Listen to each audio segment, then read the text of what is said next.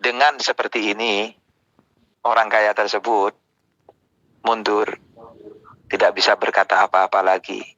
Meskipun dia komplain, dia demo sama Allah, tidak bisa sudah. Karena Allah sudah menurunkan nabinya di dunia, memberikan contoh kepada kita, dan juga sudah diceritakan di dalam Al-Quran yang sudah kita baca, yang selalu kita baca di sana. Bagaimana Nabi Sulaiman, dia tetap beribadah kepada Allah meskipun berlimpah dengan dunia. Akan tetapi yang tidak bersyukur kepada Allah Subhanahu wa taala, Allah contohkan juga ada di dalam Al-Quran. Siapakah dia? Yaitu Fir'aun. Diberikan kekuasaan oleh Allah, ditakdirkan menjadi raja, kaya, berkuasa, tapi dia menjadi raja yang zalim. Dia seenaknya sendiri. Saking seenaknya sendiri, dia sampai mengaku menjadi Tuhan. Akhirnya apa yang Allah berikan kepada dia? Allah hinakan Fir'aun. Dan sampai sekarang kehinaannya masih tetap berlaku. Semua orang-orang bisa melihatnya, ditampakkan oleh Allah Subhanahu wa taala bagaimana Allah memperlakukan musuh-musuhnya. Na'udzubillahi min dzalik. Semoga kita dijauhkan dari kesombongan-kesombongan karena dunia ini. Amin Allahumma amin. Nah, karena memang kalau kita lihat bahwasanya orang yang cinta dunia pasti dia akan mempunyai kekhawatiran. Semakin dia cinta kepada dunia, semakin besar kekhawatirannya yang telah dicontohkan oleh Allah di dalam Al-Quran tentang Fir'aun yang memusuhi Nabi Musa alaihi salam. Fir'aun ini kurang apa? Sudah jadi raja, penguasa, ya kaya raya, semuanya dia miliki. Prajurit tentaranya hebat-hebat. Kok bisa Fir'aun ini khawatir sama Nabi Sulaiman yang tidak punya apa-apa? Dan pengikutnya Nabi Sulaiman itu sedikit, tidak pantas untuk dikhawatirkan. Loh kok bisa khawatir sampai ingin membunuh? Tiada lain, semua itu, pemikiran itu muncul tatkala manusia mulai mencintai dunia. Dia tidak ingin ada musuh baginya. Makanya kita kan sering melihat bagaimana gesekan antar teman, mungkin di dalam kerja. Ya, ada yang cari muka, ada yang saling menjatuhkan. Apa kok bisa setega itu? Karena dia mulai cinta kepada dunia. Khawatir itu pasti akan menghinggapi dan akan menjadi penyakit di dalam dirinya. Nah, maka datanglah grup majelis seperti Damai Assalam untuk melunturkan semua penyakit-penyakit di dalam itu, di dalam diri kita. Masya Allah, alhamdulillah, barakallahu fikum. Semoga Allah memberkahi majelis Damai Assalam ini. Amin Allahumma amin. Amin. Nah, ini tentu penting. Tentu penting. Kenapa? Karena seperti mobil contohnya, yang mana selalu membutuhkan radiator untuk pendingin mesin. Kita pun juga butuh. Kita hidup di dunia. Tatkala kita melakukan pekerjaan dunia, disitulah mulai kita teracuni. teracuni. Mumpung belum parah sakitnya, cepat diobati dengan sholat, dengan zikir. Apalagi pas dengan adanya grup Damai Assalam ini, Masya Allah, lunturlah semua penyakit-penyakit itu. Ingat lagi kepada Allah, ingat lagi kepada Nabi, berkumpul dengan teman-teman, melepaskan penat, ketidakenakan, dan juga hal-hal yang tidak mengenakan. Alhamdulillah bersih lagi. Itu yang dipentingkan. Biar kita tidak menjadi Fir'aun, pengikutnya Fir'aun, yang sampai-sampai dilaknat oleh Allah Subhanahu wa Ta'ala. Na'udzubillahi min dzalik. Itu yang pertama. Yang kedua, Nabi bersabda, wa alal abid bi Yusuf. Artinya para pekerja, artinya budak-budak. Jadi para pekerja itu seperti orang yang dia kerja ikut orang. Mungkin dia itu menjadi kerja di pabrik atau di tokonya orang, atau seperti mungkin ada di teman-teman Damai Assalam yang kerjanya ikut orang. Nah, itu seperti itu. Itu dicontohkan, ini di sini dicontohkan oleh Allah. Wa alal abid bi Yusuf. Para pekerja-pekerja ini nanti juga akan demo sama Allah. Datang kepada Allah. Dia datang kepada Allah Subhanahu wa Ta'ala, dan dia bilang sama Allah, ya Allah, aku ini adalah seorang pekerja. Karena Engkau mentakdirkan aku menjadi seorang pekerja ini, sehingga aku ini ya Allah selalu meninggalkan perintah-perintah-Mu.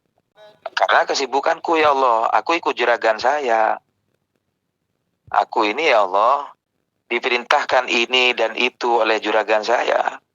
Kalau sampai saya melanggar ya Allah, pasti saya ini akan dipecat. Akhirnya saya tidak punya kerjaan lagi ya Allah. Kalau saya tidak punya pekerjaan ya Allah, terus bagaimana dengan hidup saya ya Allah? Ini semuanya karena Engkau menakdirkan saya menjadi pekerja ya Allah. Kok coba saya ini tidak jadi pekerja? Saya ini jadi orang kaya. Saya jadi orang yang mampu. Hidup saya Engkau cukupi, Engkau penuhi ya Allah. Maka aku bisa dengan enak beribadah kepadamu, sholat, aku pasti enak ya Allah. Lah aku ikut orang ya Allah, tidak bisa ya Allah. Jam segini sampai jam segini, saya tidak boleh istirahat ya Allah. Saya harus bekerja ya Allah, sehingga aku tidak bisa sholat ya Allah. Kenapa Engkau sekarang memasukkanku kepada neraka ya Allah, sedangkan Engkau tahu dengan kesibukanku sebagai pekerja ya Allah. Maka dari itu, Allah langsung menghadirkan nabinya, yaitu Nabi Yusuf alaihissalam. Lalu Allah bilang kepada para pekerja ini, para budak-budak ini, wahai para pekerja, mana susahnya hidupmu sebagai pekerja dengan nabiku Yusuf alaihissalam. Yusuf ini mulai dari kecil, dia sudah dibuang oleh saudara-saudara. Dia sudah mendapatkan tekanan mental, dibuang oleh saudara-saudaranya, ditinggal di gurun pasir. Mulai dari kecil. Kita tahu bagaimana orang kalau masih kecil terus ditinggal begitu saja. Bagaimana nangisnya, bagaimana sedihnya, bagaimana kejiwaannya. Dibohongi, dikhianati oleh keluarganya. Ya Allah, betapa menyedihkannya nasib Nabi Yusuf alaihissalam. Akan tetapi setelah itu Nabi Yusuf ini ditemukan oleh seseorang dan dia diselamatkan. Lalu Nabi Yusuf ini dijual sebagai budak. Terus dia itu setelah jadi budak, dia melayani di kerajaan waktu itu. Dia melayani, tapi dia tidak pernah meninggalkan sholatnya, tidak meninggalkan ibadah kepadaku, bermunajat kepadaku, mendekatkan diri kepadaku. Dia tidak pernah tidak menangis kepadaku. Dia selalu minta petunjukku. Padahal dia menjadi seorang budak. Dia ikut orang berpuluh-puluh tahun. Ikut orang. Sedih, dak, keluarga, dak ada yang suka. Saudaranya semuanya membencinya. Orang tua dak tahu entah di mana. Mau pulang nggak bisa, dia budak. Kalau kita kan masih bisa pulang, meskipun ada dimanapun bisa pulang kampung. Nabi Yusuf tidak bisa pulang. Dia seorang budak, ditahan. Dia tidak dibayar. Karena dia seorang budak. Mekanismenya seperti itu kalau budak. Tidak dibayar. Bukan, tetapi bagaimana keteguhan Nabi Yusuf. Dia tetap ibadah kok. Padahal dia ada bayar. Kamu dibayar. Ini Nabi Yusuf sudah dibayar. Malah dia setelah besar dia difitnah. Bahwa dia itu melakukan percobaan pemerkosaan kepada juragannya. Sehingga dia dihukum. Dimasukkan penjara di sana. Meskipun keadaannya sangat mengenaskan seperti itu, dia masih beribadah kepadaku. Dia sholat. Dia bermunajat kepadaku. Dia mohon maaf kepadaku. Dia minta petunjukku. Kamu banding mana? Lebih enak mana hidupmu itu yang aku berikan, yang aku takdirkan, dengan hidupnya Nabi Yusuf alaihissalam. Kamu bandingkan aja. Mana berat hidupmu sama Nabi? Kamu sampai dimugi. Mana berat hidupmu dengan Nabiku? Digitukan oleh Allah Subhanahu wa ta'ala. Ya Allah. Wah, karena sudah diberikan seperti itu oleh Allah. Ini para pekerja ini sudah tidak bisa mengatakan apa-apa. Maka dia menjalani takdir dari Allah Subhanahu wa ta'ala, hukuman dari Allah Subhanahu wa ta'ala, karena telah meninggalkan kewajibannya. Yang ketiga, walal mardha bi Ayyub. Orang-orang yang sakit itu akan juga datang kepada Allah demo. Ya Allah, aku ditakdirkan sakit sama Engkau ya Allah. Ya tidak. Aku menjalankan ibadah aku Allah.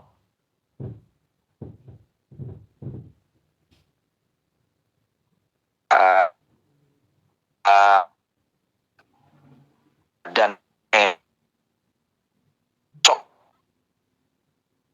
wajib sholatku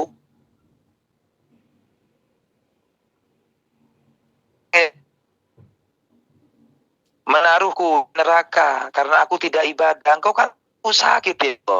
Kan nabinya yang bernama Ayub. Dan Allah berkata, hei orang-orang yang sakit, mana parah sakitmu dengan Nabi Ayub ini. Nabi Ayub berikan sakit yang parah olehku. Yang saking parahnya, kalau sakitnya Nabi Ayub ini diberikan kepada orang sampai 40 orang, itu mati orang semuanya. Saking parahnya sakit. Tapi lihat, Nabiku Ayub alaihissalam, meskipun dia sakit, ya parah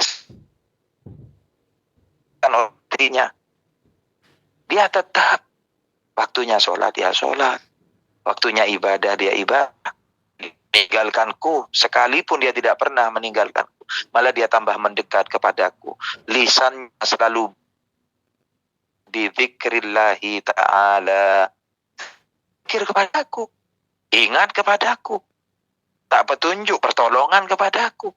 Meskipun dia tidak mengurangi intensitas ibadahnya kepadaku. Mana parah sakit? Kamu cuma sakit panas, kedinginan, greges, dan enak badan sudah meninggalkan sholat isya. Kamu karena kecapean aja, pegelinu, kamu sudah meninggalkan sholat. Kamu karena punya ada enak badan, kamu sudah tidak puasa. Apa kamu ini? Mana parah sakitmu sama nabiku ini? Sehingga mereka diam. Dan Allah masukkan lagi mereka ke neraka. Na'udzubillah. Dan yang terakhir, yang keempat, yaitu wa'alal fuqara Isa alaihi musallam.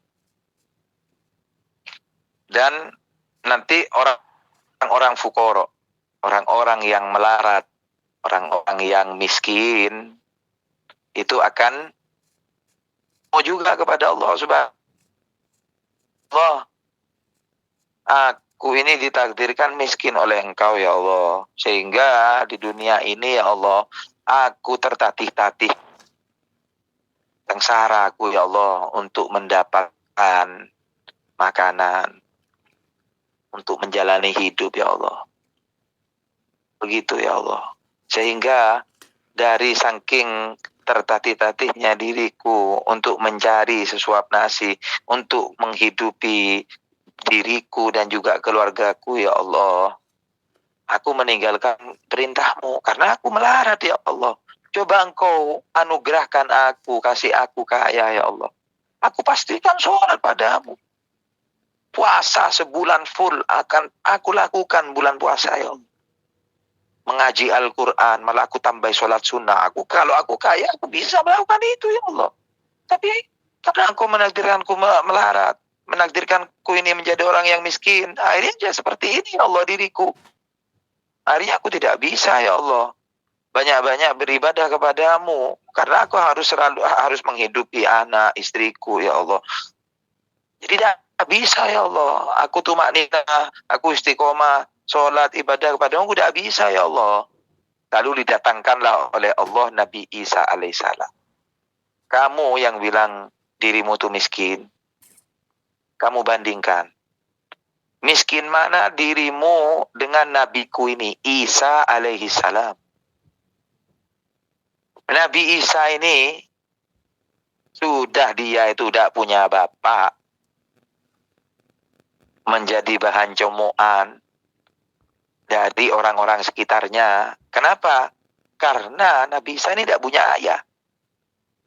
Baik di zaman kita yang seperti ini, saudari-saudari kita ini, kalau pas kita punya anak, ayahnya ada, betapa malunya. Ya enggak? Betapa malunya. Padahal di waktu itu, ini Siti Maryam, ibunya dari Nabi Isa, itu terkenal dengan orang yang alim, orang yang ahli ibadah, orang yang hampir tidak pernah keluar rumah, menjaga auratnya, sehingga terkenal sebagai orang yang alim, yang khusyuk, yang ahli ibadah, yang menjaga perintah-perintah Allah. Ternyata lahir dalam keadaan tidak mempunyai ayah. Betapa malunya Siti Maryam. Dan di waktu itu, ya Siti Maryam sebagai manusia, ya dia galau. Allah pun juga sampai menghibur dirinya.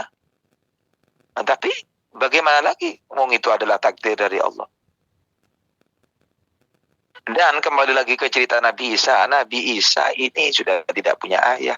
Dia miskin. Rumah dia tidak punya. Istri tidak punya. Anak tidak punya. Warisan dari orang tua nggak punya. Dan sampai dia ini diangkat oleh Allah, dia ini tetap nggak punya apa-apa. Makanya diceritakan, kan karena Nabi Isa ini tidak punya anak dan istri, nanti di akhir dunia Nabi Isa ini akan dikeluarkan oleh Allah Subhanahu wa taala untuk menyempurnakan kenabiannya. Karena syarat wajib menjadi nabi, dia itu harus lelaki. Lelaki ini dibuktikan dengan cara dia beristri dan mempunyai anak. adalah syarat wajib menjadi nabi. Diceritakan, ini keluar dari cerita sedikit, bahwasanya kemakmuran, kejayaan agama Islam, kata Nabi, itu akan terletak di zamannya Nabi Isa alaihissalam. Sebaik-baiknya agama Islam nanti di zamannya Nabi Isa. Semuanya, orang-orangnya ibadah semua, akur semua. Islam, mukmin satu dengan yang lain, saling kompak bersatu. Li'ila kalimatillah. Semuanya bersatu. Sampai-sampai diceritakan oleh ulama bahwasanya nanti yang jadi presiden di kala waktu Nabi Isa itu ya para alim ulama semua presidennya. Orang-orang yang ngerti agama. Sedunia semuanya diteng oleh agama Islam. Sehingga kerukunan tercipta, kedamaian tercipta, ekonomi rata semuanya. Nggak ada yang miskin, ya nggak ada yang terlalu kaya, semuanya sama. Saking enaknya, diceritakan oleh ulama, saking enaknya nanti di zamannya Nabi Isa ini, ada seseorang ke bank. Dia itu mau ambil uang. Bukan minjam uang ya, ambil uang. Karena saking banyaknya uang, saking makmurnya, bank yang berlaku nanti di zamannya Nabi Isa ini banknya bukan yang ngutangin, tapi ngasih uang aja. Gitu. Akhirnya orang ini ngambil uang ke bank. Saya mau ambil uang, oh iya berapa juta? Contohlah, 10 juta. Sudah dikasih sama banknya. Tanpa syarat, tanpa jaminan, tanpa ini, seperti sekarang, nggak ada. Ya sudah dikasih aja uang. Setelah itu orang itu sampai ke bank, dia balik lagi ke dalam. Loh kenapa kok balik lagi? Iya, saya pikir-pikir buat apa uang ini? Saya punya kok di rumah. Ya sudah tak balikan lagi. Akhirnya banknya bilang, oh ya nggak bisa. Uang yang sudah keluar ya harus keluar, nggak boleh balik lagi. Karena di sini bank ini sudah banyak uangnya. Masya Allah, saking enaknya nanti di zamannya Nabi Isa, ekonomi semuanya akan baik-baik saja, akan sejahtera semuanya. Nggak ada orang yang akan saling sikut karena semuanya rata, semuanya dapat, tidak ada yang kekurangan.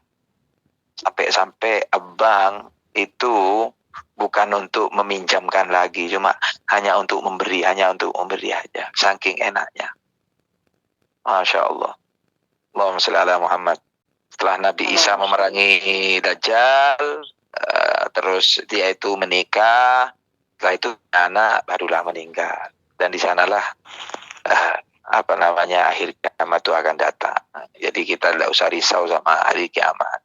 Yang kita risaukan ini yaitu ya kita ini bagaimana setiap harinya untuk bisa selalu istiqomah dalam ibadah, itu aja yang kita risaukan.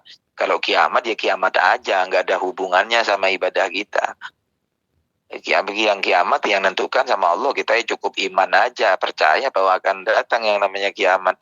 Tidak usah kita sedihkan seperti lihat di film, di YouTube atau ustadz yang lain yang menerangkan gini, kekacauannya, kejadiannya, biarin aja. Yang penting kita beriman aja bahwa kiamat akan datang. Yang kita risaukan ini bagaimana hubungan kita dengan Allah, sudah baik apa enggak. Kalau belum ya diperbaiki. Dengan adanya grup Damai Assalam ini ya alhamdulillah, kesusahan kita untuk beribadah jauh sangat berkurang. Sudah enggak banyak susah, sudah di dalam grup Damai Assalam ini ustadznya banyak, mumpuni. Ada yang ahli Quran, ada yang ahli hadis, ada yang ahli fikih, dan ahli-ahli ilmu yang lain. Masya Allah, kita tidak kekurangan. Kita mau belajar apapun, insya Allah tumpah ruah di sini, ilmunya ada semua. Dan siap dibimbing. Memang tidak ada, insya Allah sudah ada kelas-kelasnya kalau saya dengar. Masya Allah. Inilah harapan dari Nabi kita Muhammad SAW. Memang Nabi yang bersabda bahwa balighni walau ayat, sampaikanlah apa yang telah aku sampaikan, walaupun satu ayat, walaupun satu hadis, sampaikanlah, sebarkanlah agama Islam, sebarkanlah kegembiraan, kebahagiaan, karena memang tugasnya Nabi adalah rahmatan lil alamin. Apa itu? Yaitu menggapai semua umat agar semuanya selamat. Tidak ada yang celaka. Itulah Nabi Muhammad Shallallahu Alaihi Wasallam. Dan Nabi bilang, hayati khairun lakum wa mati khairun lakum. Mau aku mati dan hidup, itu baik semua untuk kalian. Kalau hidupmu ya Rasul, kata Nabi, kalau aku hidup, aku menciptakan sunnah-sunnah yang bisa kalian tiru. Tapi kalau matinya engkau ya Allah, ya Rasulullah, apa manfaatnya bagi kami ya Allah? Tatkala engkau berbuat baik, aku bersyukur kepada Allah, aku memuji Allah Subhanahu wa taala. Tetapi kalau engkau berbuat jelek, aku beristighfar, aku mohonkan ampun untukmu kepada Allah Subhanahu wa taala. Itu adalah pengakuan dari Nabi kita, saudara. Bagaimana Nabi kita, meskipun kita dalam keadaan jelek, kita malas, sekalipun kita maksiat, asli maksiat, berbuat jelek, sudah, ya tidak sholat, ya judi, ya main, ya kita ini menjadi orang yang tidak baik, malah kurang ajar, tidak benar, itu pun kita masih dapat doa dari Rasulullah loh. Kita dimintakan ampun oleh Rasulullah kepada Tuhan kita. Ya Allah, makanya tidak rugi kalau kita bersolawat kepada Nabi. Walau anna amilna kullahinin li ahmada kana wajib. Kita mau bersolawat kepada Nabi setiap detik, terus baca solawat terus, sudah ada kerja apa-apa, tidak makan, tidak minum, umpama kita solawat seperti itu adalah hal yang bukan berlebihan. Kenapa? Betapa baiknya Nabi. Kita jelas sudah buat jelek, itu masih didoakan sama Nabi, dimintakan ampun oleh Nabi. Ya Allah, ampunilah hambaku ya Allah, ampunilah hambaku, dia berbuat dosa ya Allah, dia melakukan kejelekan ya Allah, ya Allah, ampuni dia ya Allah, berikanlah hidayahmu ya Allah, berikanlah dia ya Allah kebaikan ya Allah, berikanlah dia petunjukmu ya Allah, didoakan oleh Allah Subhanahu wa taala, oleh Nabi kita Muhammad Shallallahu Alaihi Wasallam. Maka dari itu, saudara sekalian, ikhwani rahimakumullah, sebagaimana kita tahu, memang berat perjuangan untuk ibadah ini, terlebih lagi untuk menjaga grup ini ya, dirinya, dan juga ada pengurus-pengurusnya, ya tentunya berat lah. Karena kita akan tahu pasti kita ini ya kadang setiap harinya terhalang oleh kesibukan atau hal-hal yang lain, sakit atau yang lain, tapi masih mau menyempatkan diri seperti ini, Masya Allah, Masya Allah, Masya Allah. Ini adalah hal yang luar biasa. Insya Allah kita tidak masuk dalam 4 golongan tadi yang akan dipanggil oleh Allah, yang akan diimam Allah Subhanahu wa taala. Dengan bimbingan terus dengan ulama, ya sudah seperti ini, sudah ajaran dari Nabi kita. Kalau ingin dapat rahmat Allah, ya sudah, ya seperti ini, seperti grup Jamiyah Damai ini, sudah melantunkan asma Allah di sana, dikaji betul-betul, terus dilaksanakan, dilatih diri kita ini sedikit demi sedikit, berubah sedikit demi sedikit. Insya Allah semuanya akan berjalan dengan baik. Insya Allah keberkahan dari Allah sudah akan datang kepada kita. Ya mungkin memang nafsu ini ya pertamanya aja yang, setelah istiqomah ya nggak ada yang berat. Kita akan merasa kurang. Itulah manusia ini bisa ya, yang nggak bisa itu saya jamin karena tidak terbiasa. Saya mengangkat Quran, ya pasti kamu ini tidak pernah ngaji Quran, ya mungkin bisa lah. Tapi kalau dilatih setiap bulan, 2 minggu sekali bisa. Sebab mungkin kita sudah pernah dengar bagaimana para ulama, ada yang setiap hari mengatakan Quran, ada yang 1 hari Kok bisa? Ya, karena terbiasa. Yang biasa, ya Mas, ada ya Mas dulu Mas.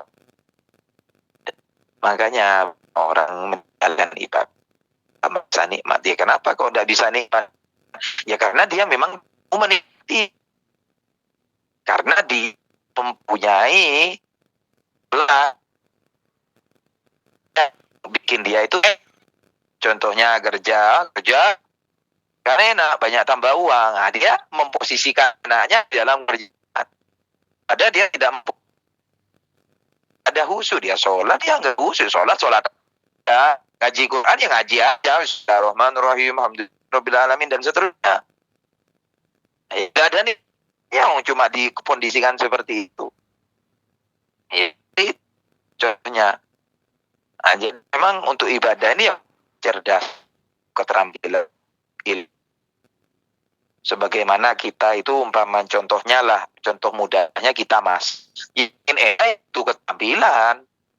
Artinya apa? Ya resepnya harus tahu, berapa gram, ini berapa gram, ini paket, ada bumbunya apa aja, ada kunyit, ada bawang merah, ada bawang putih, ada ini dan sebagainya, diracik jadi satu. Yang ini aja, ini ditongseng, ini diginikan, melalui proses yang panjang. Setelah jadi, ya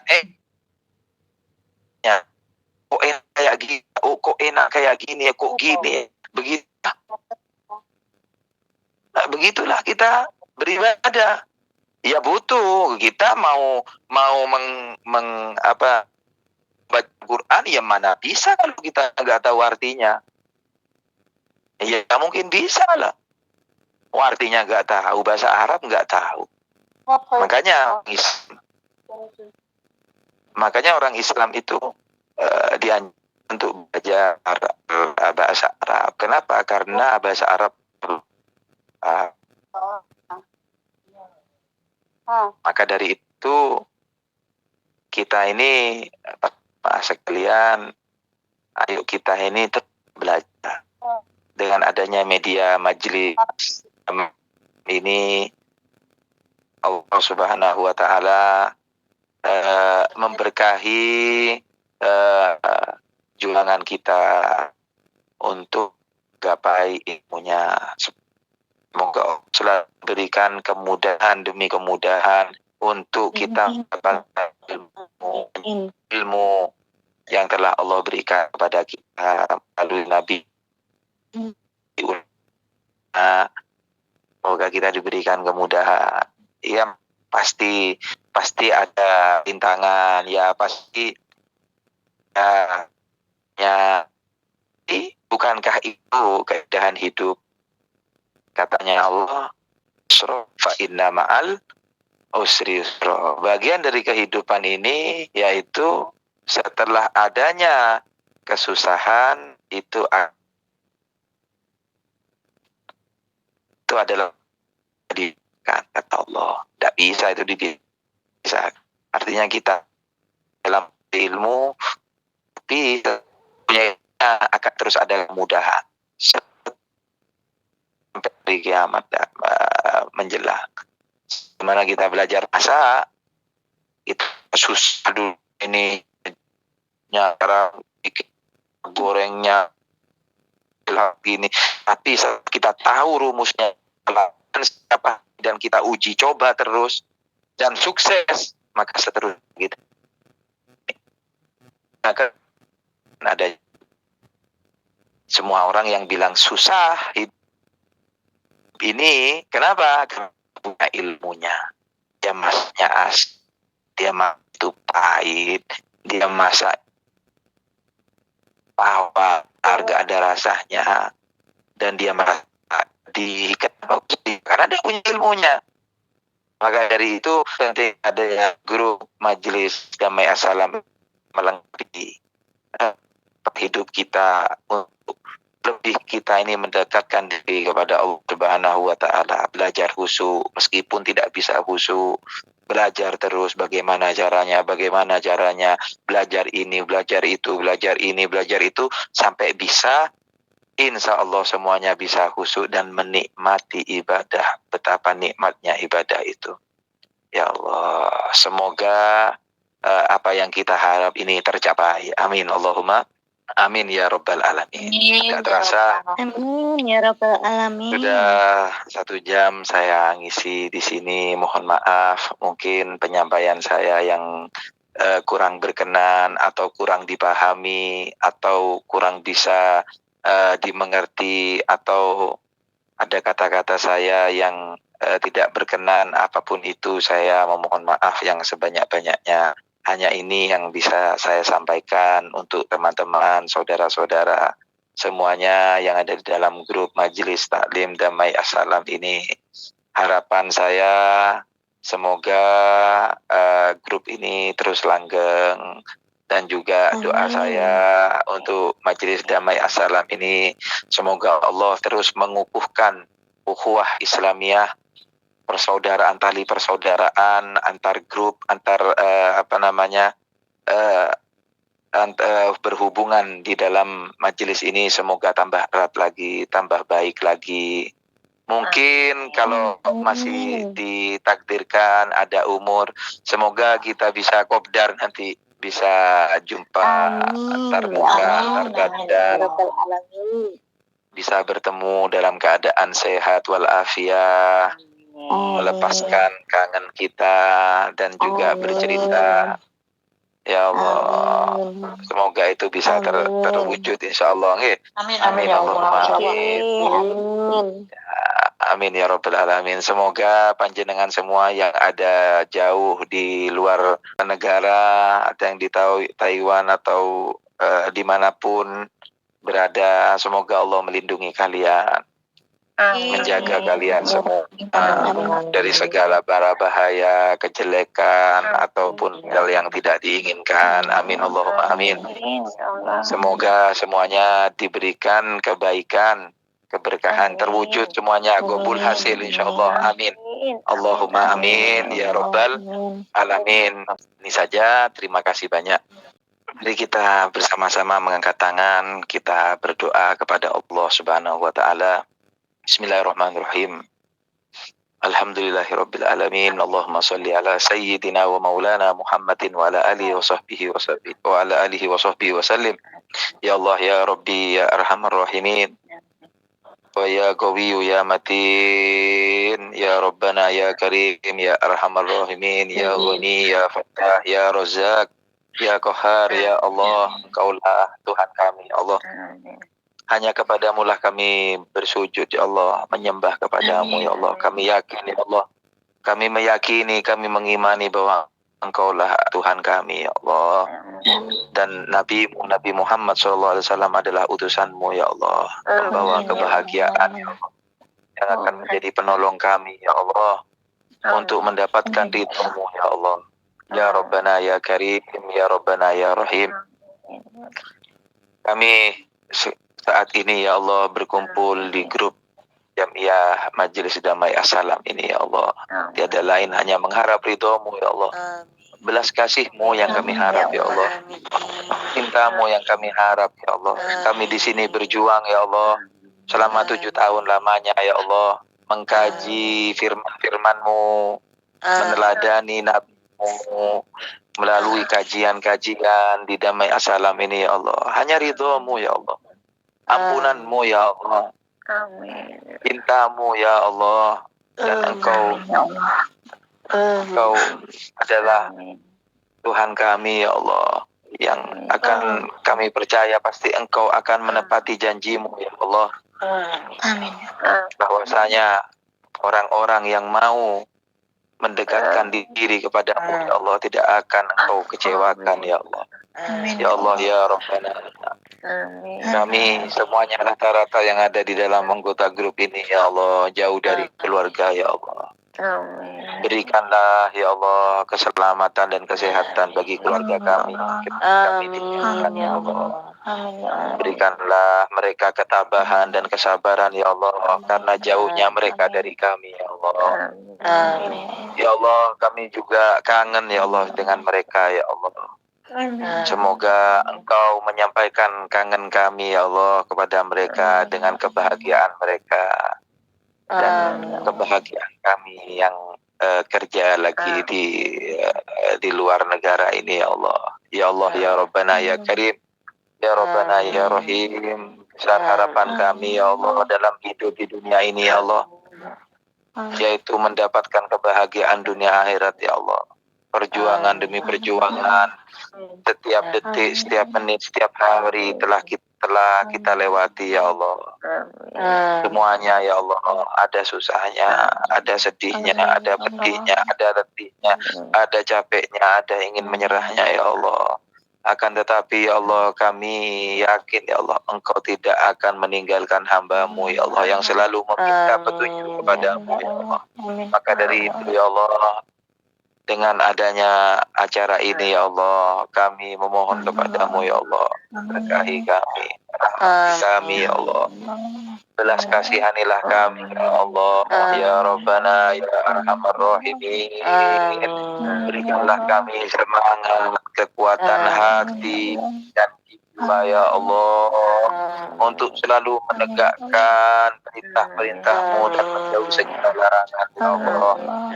Engkau maha tahu ya Allah, Engkau maha tahu ya Allah, bagaimana keadaan kami sekarang ini. Engkau yang maha tahu ya Allah, Engkau yang maha tahu ya Allah, bagaimana kami ini membutuhkan pertolongan-Mu ya Allah. Engkau lah yang maha tahu ya Allah. Makalah tolonglah kami ya Allah, permudahkanlah segala urusan kami ya Allah, berikanlah keberkahan ya Allah, jangan susahkan dengan keadaan kami ya Allah ya Rabbana. Jika kami ya Allah sekarang ada hal yang salah ya Allah, pekerjaan yang salah ya Allah, maka kami mengharap ya Allah, Engkau berikan petunjuk kepada kami, benarkanlah apa yang salah dari kami ya Allah. Jika kami sekarang melakukan kejelekan ya Allah, ada hal yang jelek kami lakukan ya Allah, perbaikilah ya Allah. Kami mohon kepadamu ya Allah, berikanlah kami kekuatan untuk bisa memperbaikinya ya Allah ya Rabbi Arhamar Rahimin. Allah ya Rabbana ya Arhamar Rahimin. Jika ada hal-hal yang haram dari kami ya Allah, maka halalkanlah ya Allah. Berikanlah jalan yang halal ya Allah, berikanlah jalan yang halal ya Allah, karena hanya yang halal yang Kau ridhoi ya Allah. Berikanlah yang halal ya Rabbana ya Rabb ya Arhamar Rahimin. Ya Allah, selalu pertemukanlah kami ya Allah dengan hal-hal yang baik, dan janganlah Engkau pertemukan kami dengan hal-hal yang jelek, hal-hal yang tidak kami sukai, hal-hal yang kami takuti ya Allah ya Arhamar Rahimin. Kami semua ini ya Allah, tentunya ya Allah banyak dosa, banyak salah, banyak keliru kepadamu ya Allah, banyak tidak mentaati perintah-Mu ya Allah. Tapi kami mengharap kepadamu ya Allah ya Rabbi Arhamar Rahimin. Ya Ghafur ya Ghafar, ampuni kami ya Allah, ampuni ya Allah. Kami mohon ampuni ya Allah, ampuni ya Allah. Dengan kemuliaan bulan Rajab ini ya Allah, dengan kemuliaannya ya Allah, ampuni kami ya Allah. Ighfir lana dzunubana ya Rabbana, ampuni dosa-dosa kami ya Allah. Terimalah taubat kami ya Allah, terimalah taubat kami dan berikanlah kami sebaik-baik jalan hidup ya Allah. Siratal ladzina an'amta alaihim, jalan yang lurus sebagaimana jalan yang telah Kau berikan kepada orang-orang terdahulu ya Allah. Siratal ladzina an'amta alaihim ghairadh dhallina wala mudillin, bukan jalan-jalan yang sesat ya Allah, bukan jalan-jalan yang malah menjadi kami tambah jauh darimu ya Allah, yaitu jalan-jalan siddiqin, syuhada, wassalihin, wal ulama'i kamilin, yaitu jalan-jalannya orang-orang yang soleh yang telah Kau ridhoi ya Allah. Kami mau jalan itu ya Allah, kami mau jalan itu ya Allah, kami betul-betul mau dengan jalan itu ya Allah. Kami mengharap Engkau memberikan jalan itu kepada kami ya Allah. Tunjukkan kami ya Rabbana ya Arhamar Rahimin, ya Akramal Akramin, wa ya Ajwadal Ajwadin, wa ya Khairan Nasirin, birahmatika ya Arhamar Rahimin. Ya Allah, ya Rabbana, ya Karim, ya Rabbana, ya Rahim. Panjangkanlah umur kami, ya Allah. Yang mana umur ini adalah umur yang berkah, ya Allah, yang di dalamnya penuh dengan ibadah kepadamu, ya Allah. Berikanlah kami, ya Allah, kebahagiaan, kebahagiaan demi kebahagiaan ya Allah. Jauhkanlah kami dari kesusahan ya Allah. Ya Rabb ya Arhamar Rahim. Kesusahan kami baik dalam hal dunia maupun akhirat ya Allah. Tolong rubahlah ya Allah menjadi kemudahan ya Allah. Dan cita-cita kami ya Allah ada yang masih belum tercapai sampai sekarang ya Allah. Kami mohon kepadamu ya Allah, berikanlah pencapaian itu ya Allah. Berikanlah kabul hajat kami ya Allah. Kabul hajat kami ya Allah. Kabul hajat kami ya Allah. Ya Rabbana ya Arhamar Rahimin. Dengan itu ya Allah, ya Allah ya Rabbana ya Karim, kami akan menjadi hamba-Mu yang bersyukur ya Allah, hamba-Mu yang beribadah kepadamu ya Allah ya Arhamar Rahimin, amin ya Rabbal Alamin, dan menjadi orang-orang yang mengikuti jejak Nabi Muhammad sallallahu alaihi wasallam. Allahumma hada du'a wa minkal ijabah, Allahumma hada du'a wa minkal ijabah, Allahumma hada du'a wa minkal ijabah ya Allah. Rabbana la tuzigh qulubana ba'da idh hadaytana wa hab lana min ladunka rahmah innaka antal wahhab. Rabbana atina fid dunya hasanah wa fil akhirati hasanah wa qina adzabannar. Wa sallallahu ala habibika sayyidina Rasulillah Muhammadin wa ala alihi wa sahbihi wa baraka wa sallam. Walhamdulillahi rabbil alamin.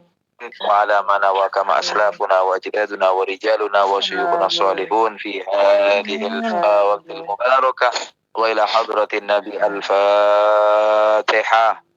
أعوذ بالله من الشيطان الرجيم الحمد لله رب العالمين الرحمن الرحيم مالك يوم الدين إياك نعبد وإياك نستعين صراط المستقيم صراط الذين أنعمت عليهم غير المغضوب عليهم ولا الضالين. Amin. Semoga doa yang kita panjatkan itu dikabulkan oleh Allah Subhanahu wa taala. Amin. Sekali lagi terima kasih semuanya. Semoga panjang umur semuanya insyaallah bisa ketemu insyaallah. Diberikan ditakdir oleh Allah bisa ketemu insyaallah. Amin ya rabbal alamin. Amin amin ya rabbal alamin. Saya mohon pamit nggih. Mohon pamit kepada semuanya. Terima kasih banyak.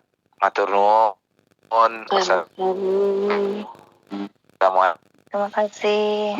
Assalamualaikum warahmatullahi wabarakatuh.